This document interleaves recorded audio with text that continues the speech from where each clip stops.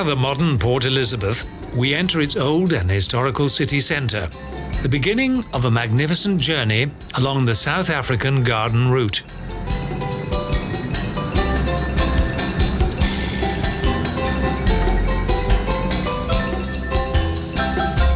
The fifth largest city in South Africa has retained its provincial charm, and a statue of Queen Victoria reigns supreme.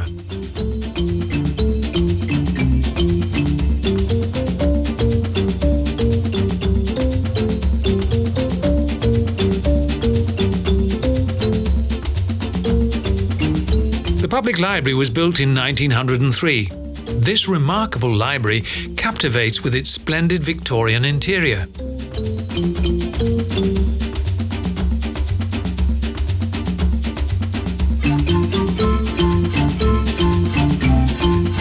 In front of the Edwards Hotel is the Prester John Monument, erected in honour of the royal priest.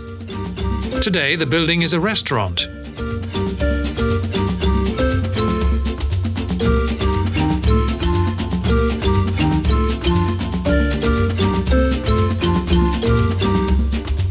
The streets exude tranquility and calm, and the women still carry their goods in the traditional way. For Europeans, this would be a precarious business.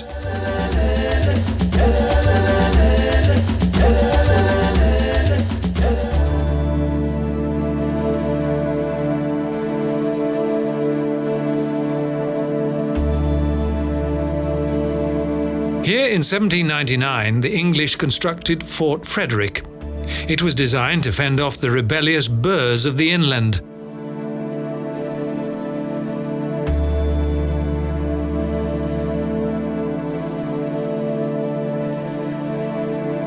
In 1820, the first 4,000 British settlers landed here. Poverty and disquiet had driven them from their homeland.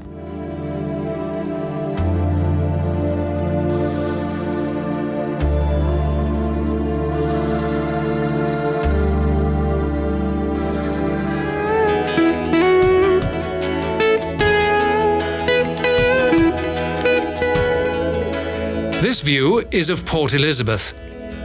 The country's third largest seaport has developed into an important container ship harbour.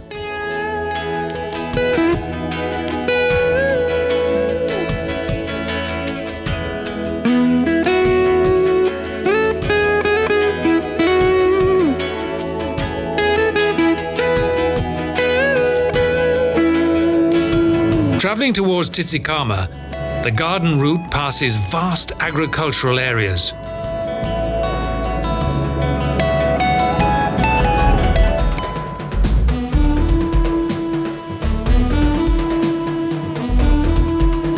And blossoming meadows with grazing cows. The Tsitsikamma National Park was South Africa's first national marine park.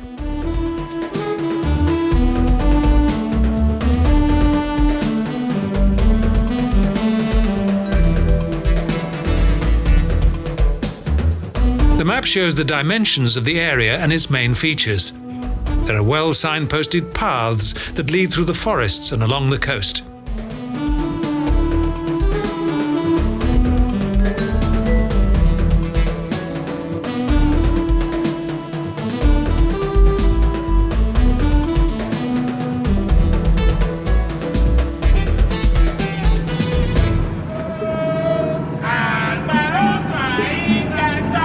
The backdrop is of splendid mist-covered mountains.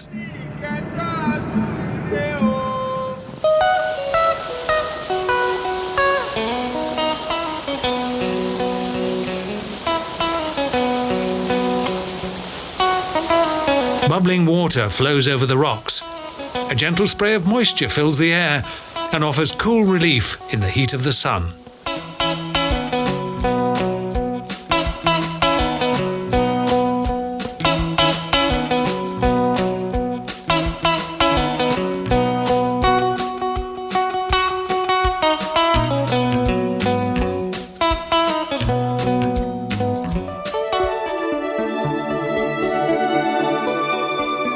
The splendour of the flowers around Tsitsikamma Lodge is overwhelming.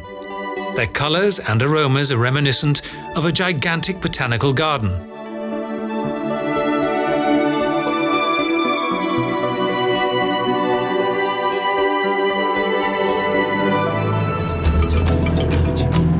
great rocks reach deep down into the abyss below. They are millions of years old.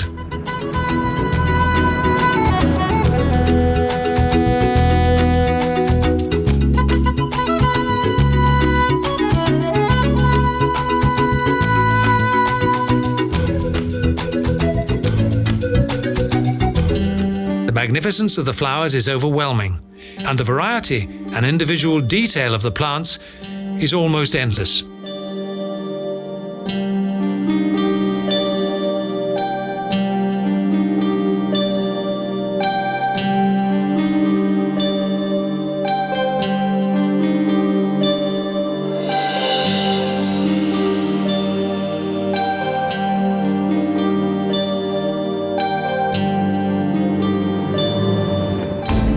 The journey continues alongside a dense forest. A relaxed pace ensures a more detailed view of the landscape.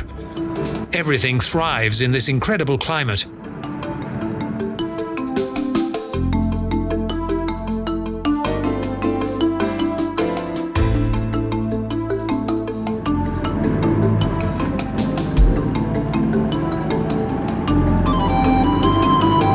Around the next bend, the Indian Ocean comes into view.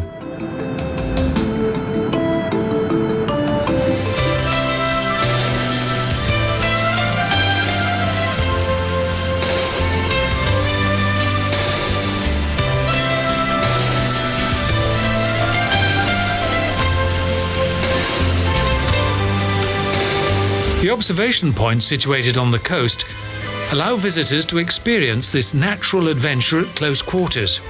7 degrees centigrade is the difference in temperature between the Atlantic and the warmer Indian Ocean.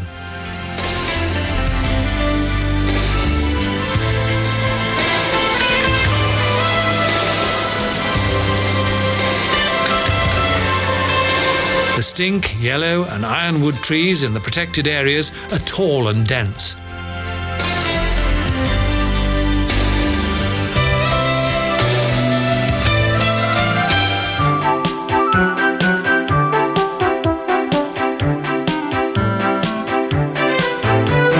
The suspension bridge that spans over Storms River is 70 meters long, and crossing it is a real adventure.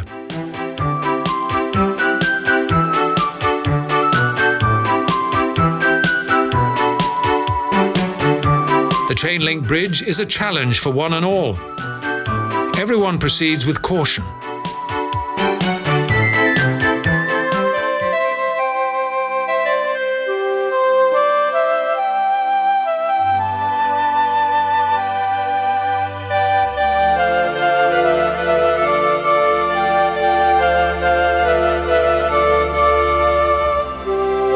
Small excursion boats take us into Storms River Canyon. The canyon towers over the river on both sides.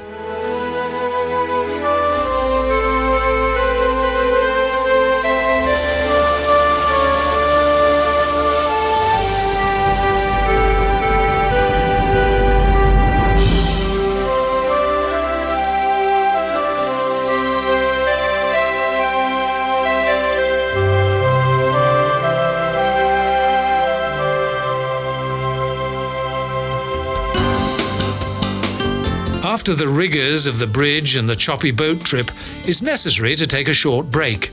And of course, the sea air stimulates the appetite.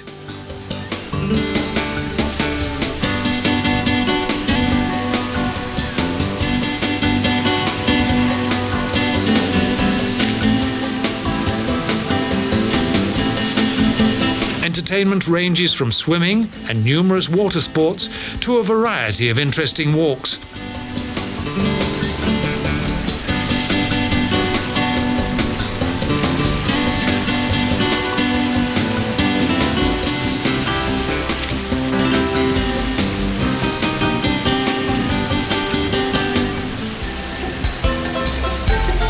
The road is situated on the coast. This part of the coastline is a breathtaking section of the Garden Route.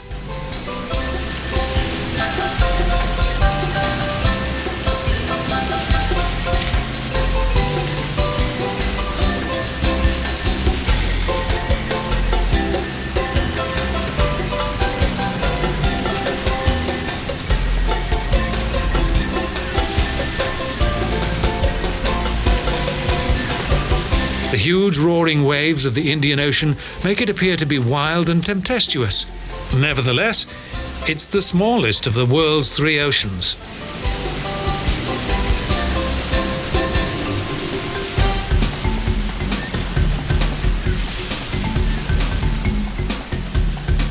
For a long trek such as the 42-kilometre Otter Trail, it's necessary to book in advance, and it's restricted to only 12 people a day.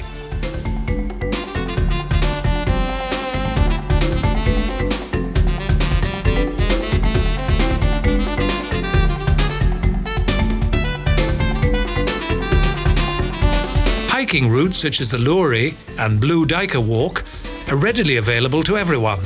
Here, each hiker soon becomes an amateur botanist.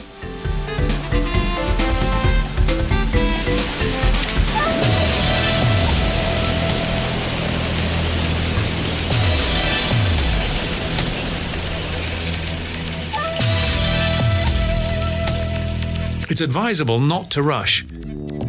The fresh air and pleasant atmosphere allows the lungs to replenish themselves.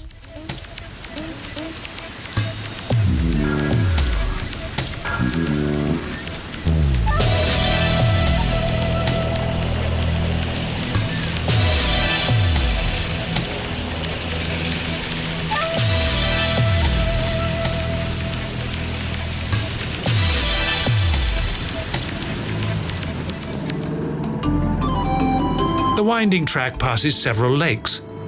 Rainfall and evaporation keep the water balance intact.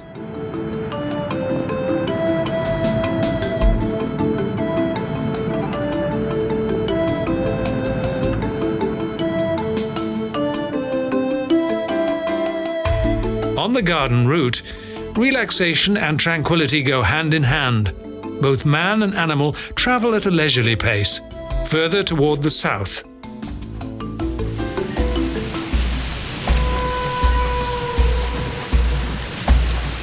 Two mountains that emerge from the ocean, the famous Heads, lie in front of the sheltered Neisner Bay. This lagoon is the home of a large variety of fish and water birds.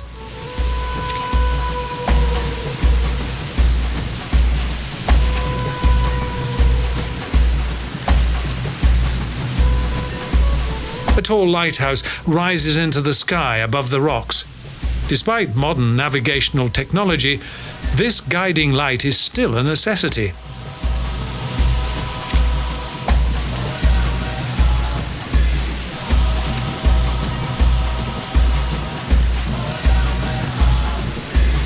The picturesque bay with its elegant houses could be a perfect setting for an evocative painting.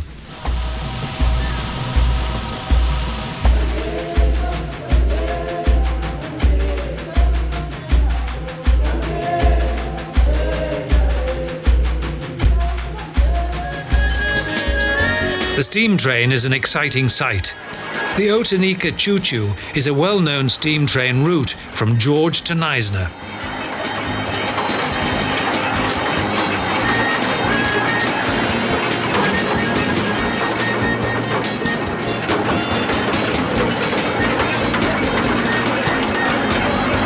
The nostalgic steam engines are well tended. The fireman relentlessly shovels coal into the jaws of the Iron Maiden. This hot and laborious work is still an everyday chore in this land of old steam engines.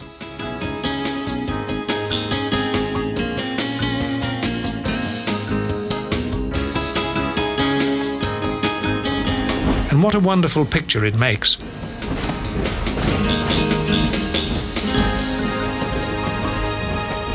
Neisner is a fine city and a popular bathing resort, well known for its tasty beer, fresh oysters and stylish hardwood furniture.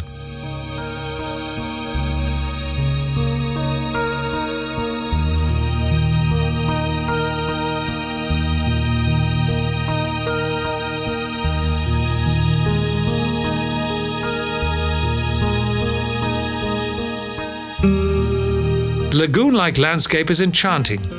Water birds constantly move through the water searching for food.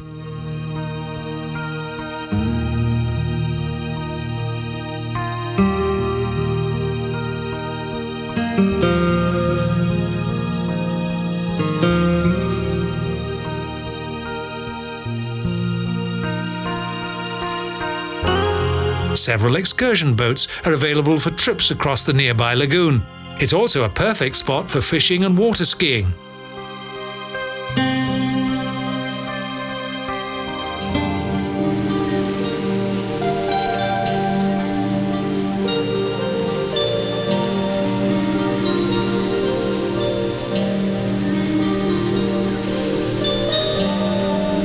The landscape appears like a green carpet. Dense vegetation covers the rocky hills.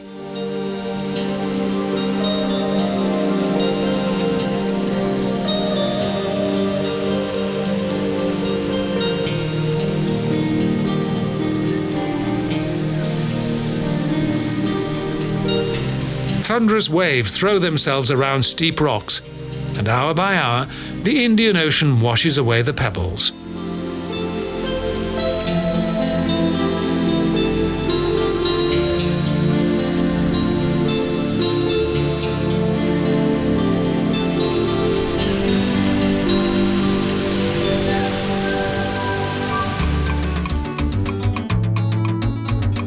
The cool breeze transforms the relaxing boat journey to the island into a refreshing adventure.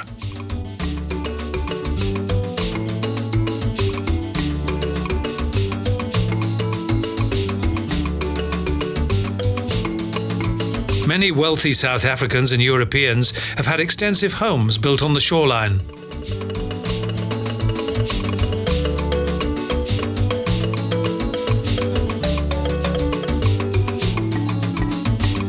Tropical plants are close at hand. The journey on the small train travels through the Featherbed Nature Reserve.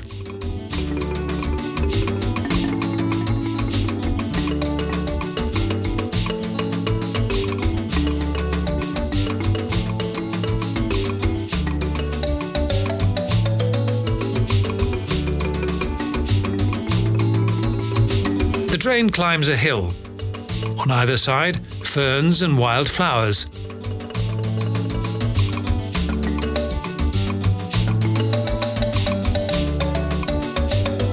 The panorama is overwhelming. The endless horizon combines with the blue sky, and the view is breathtaking.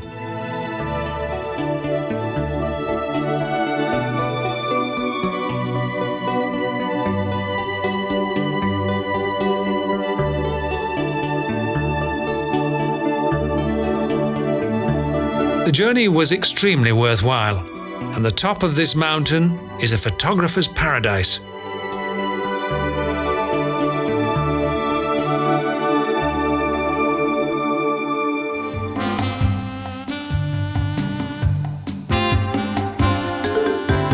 A steep path leads down to the coast. Both time and effort are completely forgotten in this magnificent landscape.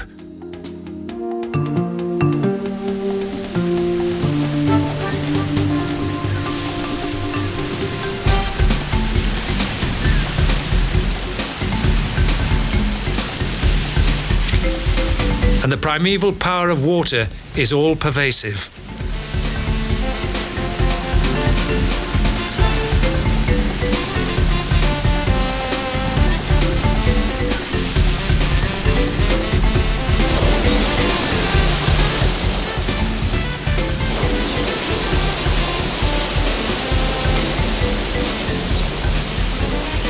The temperature is difficult to bear. The group makes its way through the heat, and the gentle sea breeze is a welcome sensation.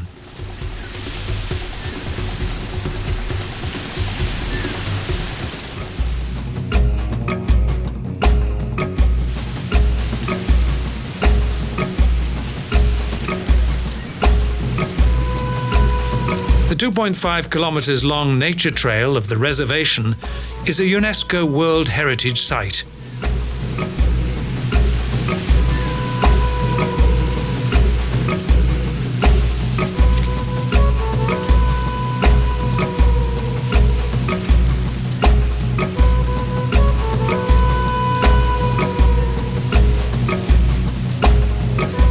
The return journey by boat makes one remember the many settlers who arrived here so many years ago, along with all their hopes and dreams.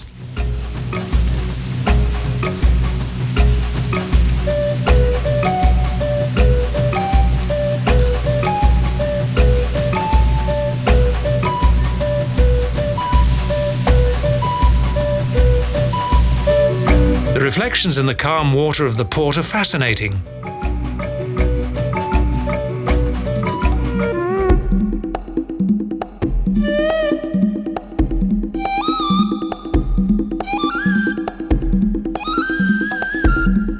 The flora of South Africa is extremely varied and is something that can be constantly admired.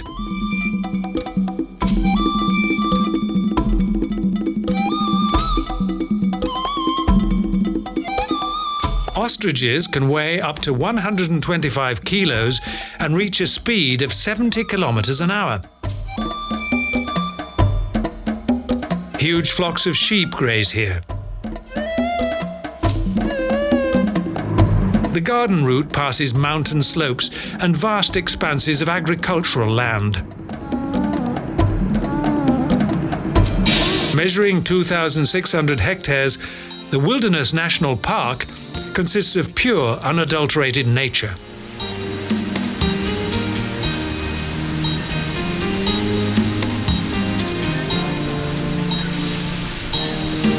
Here, time stands still as the waves rush towards the shore.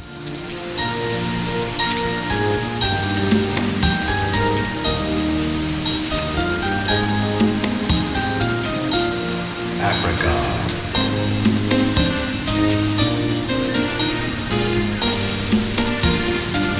Is the place to be. Africa.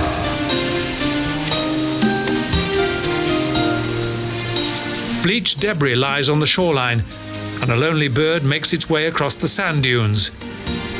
The beauty of nature is an ever-intriguing sight.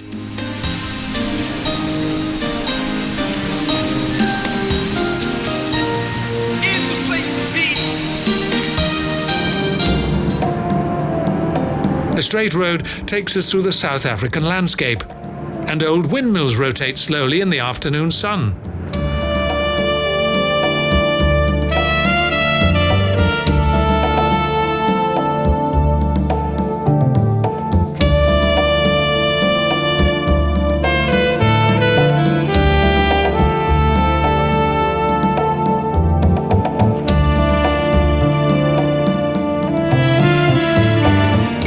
Next we arrive at Mossel Bay, our final destination.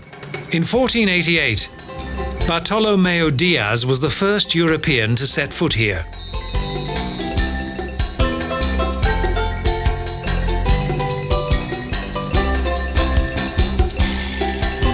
The long sandy beaches and azure blue water are ideal for sunbathing and swimming.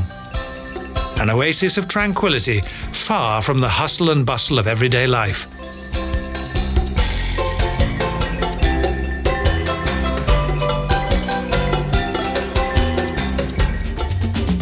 The Diaz Museum contains several complexes and features innumerable exhibits of all shapes and sizes.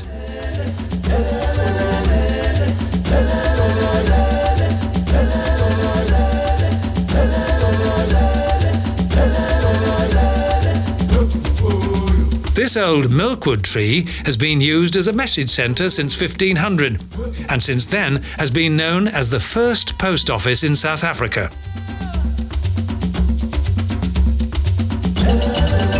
This city, with its 35,000 inhabitants, is unofficially referred to as the gateway to the garden route.